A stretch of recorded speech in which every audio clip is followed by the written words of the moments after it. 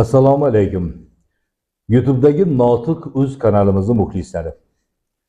O'zini sohasini bilimdoni, tajribali insonlar bilan suhbatlashish insonga bir yuqori kayfiyat, bir ruhiy yengillik, ruhiyatni tetikligini baxsh etishi aniq. Mana suhbatdoshimiz juda ko'plab televideniyaning tarixi bilan bog'langan bunday qarasak. Qanchadan qancha seriallar bo'lsin, qanchadan qancha telespektakllar bo'lsin, shularni sahnalashtirib, juda o'zini o'rniga, hurmatiga, e'tiboriga ega bo'lgan inson Hamidullo aka qahramoni. Hamidullo aka, assalomu alaykum. Va alaykum assalom. Mana sizni sirtdan kuzatib ko'raman. Juda xayrli ishlarga bosh-qosh bo'lasiz. Mana juda ko'plab elga yurtga xizmati singan insonlarni iloji boricha video tasmaga muhrlab, shularni bir yodgorlik sifatida avlodlarga qoldirishni niyat qilasiz. Bu juda xayrli va savobli ish. Doimo sog' bo'ling, omon bo'ling. Endi hozir navbatdagi qilayotgan ish haqida so'rasam, bu kitobga e'tibor qildik. Mana qarang, zo'r kitob. 51-qal'a deb nomlangan bu kitob mana.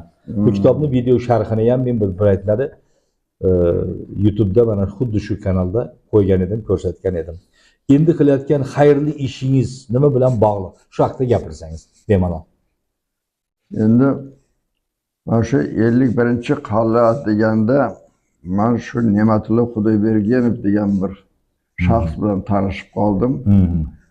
O'sha 50-qal'aga borganda tanishdim-da, birinchi tanishimda menga birinchi bo'lib Ibrohim Yusufni bolalik haqidagi kitobini berdi.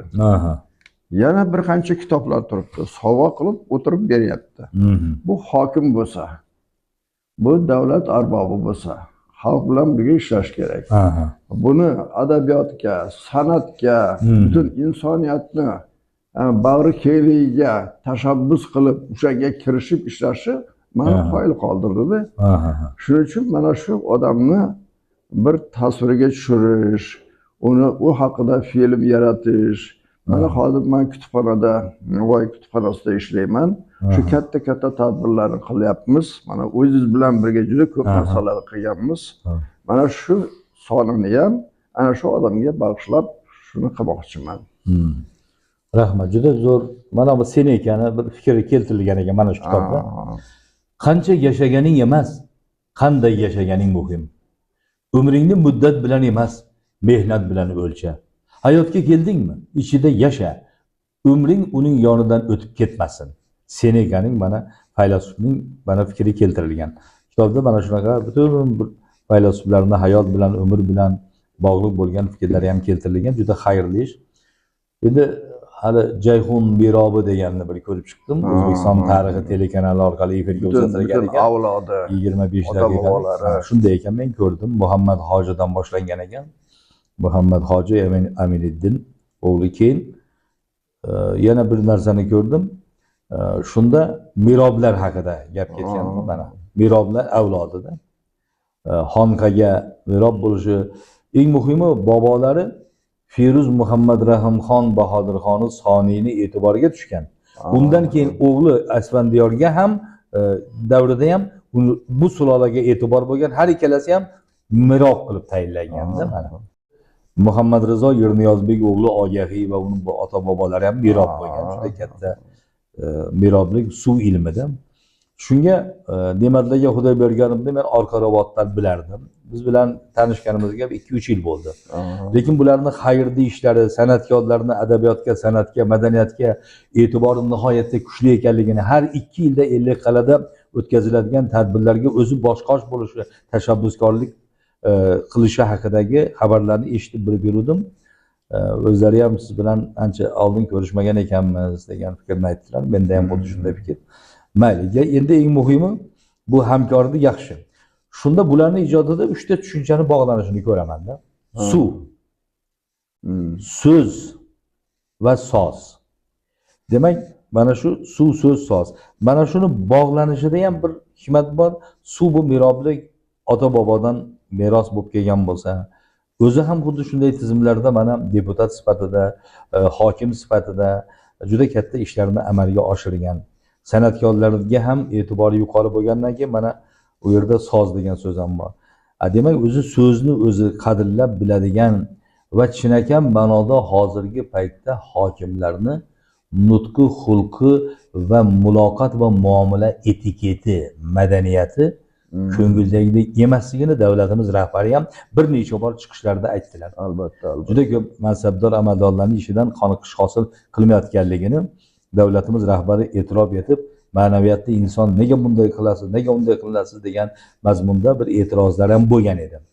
Men Ne'matlagada bir ichki madaniyatni, siz ham shuni bilgansiz, sezgansiz, ma'naviyatni va eng muhimi boshqaruv mexanizmida, rahbarlik faoliyatida inson qanday bo'lishi kerak degan narsani tushunadi va ilmiy asosga ega. Mana professor bo'lganligini eshitib, men nihoyatda xursand bo'ldim. Va nomzodi edi, doktor bo'lib mana professor bo'lganligi ham ilm ko'zi bilan hayotga qarash haqidagi falsafani har gal ta'kidlashda davlatimiz rahbari bot buni eslatib turishdan charchamaydilar. Chunki ilm hamma sohani kaliti. Shuning uchun ilm ko'zi bilan qarash, yerni ilmini, suvni ilmini bilish bobida Ne'matlagani o'zini o'rni bor. Nima dedingiz? Albatta, hamma gaplaringiz to'g'ri. Endi bu odamni qilgan ishlari, masalan, o'sha bir sahroda, buruq joyda Bo'ston degan shaharni yaratdi shu odam tashabbusi bilan qarang. Maktablar yaratdi. Qancha hali meditsina joylarini yaratdi. Masjidlar qurdirdi. Qarang, masjidlar qurdirdi. Ana shu ishlarni mana shu hokimiyatda 20 yil davomida ishlab, muqaddas ishlarga qo'l urib, ana shunday ishlarni qilishni o'zi, undan tashqari o'sha Aqchako'lda Abdulla Aripov bilan birgalikda o'sha festival tashkil qilib, muntazam ravishda har 2 yilda festival qilib, ko'rik tanlovini o'tkazishni o'zi ham katta gap. Albatta. Hokimni tasavvur qilsam, mana hokimga nisbatan mehr uyg'onishi. Hokimlar ana shunday bo'lish kerak. Ana shunday ishlarni qilish kerak. Ana shunday mukammal xalq xizmatida, haqiqiy, mana prezidentimiz aytganidek, xalq xizmatida bo'lish kerak. Ana shu ishlarni qilayotgan shu shaxs mana maftun qildida, mana shunga qo'l urib, mana siz bilan birgalikda, mana boshlovchilik qilib bering deb iltimos qildim, siz bilan birgalikda ana shuni biz oxiriga yetkazib, ana shuni amaliyotga oshirsak, biz juda ham katta ish qilgan bo'lamiz. Yashang, rahmat. Mana shu xayrli ish bardavom bo'lsin. Haqiqiy xayrli ish qilyapmiz ikkovimiz birgalikda. Chunki mana hozir shu prezidentimizning chiqishlarida hokimlarga boshqaruv mexanizmida faoliyat yuritayotgan davlat xizmatchisi qanday bo'lishi kerak degan mazmundagi talablariga Ne'matlagani to'la ma'noda shu qolipga tushishiga men alohida e'tibor bilan qarayman. Albatta. Prezidentimiz mana ma'naviyat ma'rifat maskanini ochdi, adiblar xiyobonini ochdi. Bu insonni xalqni hayotida adabiyotni, san'atni o'rni katta ekanligini bilgani uchun. Va mana o'sha paytlarda Ne'matlaga aynan adabiyot va san'atni roli borasida mana Aqchako'lni tilga oldingiz. Abdulla Aripov bilan birgalikda qilingan mana suratlar ham bor. Hamkorlikda qilingan ishlarni ko'rib qildik. Bu demak nihoyatda muhim kerak. Sizga buni qiling, u bu deb hech kim aytmagan ham, o'zingiz shuni ko'rib, bilib, kuzatib, shu jarayoniga mana bosh-qosh bo'lib buni video tasmaga muhrlash va tadbirlarni o'tkazishni niyat qilgan ekansiz. Avvalambor sizga katta rahmat. Doimo sog' bo'ling, omon bo'ling, Ne'matlagan. Rahmat. Endi Ne'matlar Xudoyberganovga mana kameraga qarab turib bir aytadigan tilaklaringizni ham qabul qilsak. Muxlislar ham bor-da u inson. Endi bunday qarasak. Marhamat. Mana. Endi Ne'matullo ismi jismi bilan ne'mat beruvchi. Allohning ne'mati. Allohning ne'mati, ne'mat beruvchi, ne'mat ulashuvchi sifatida bu odamga men tahsillar o'qigim keladi. Ne'matullo. Siz hamisha mana shu ishlardan charchamang.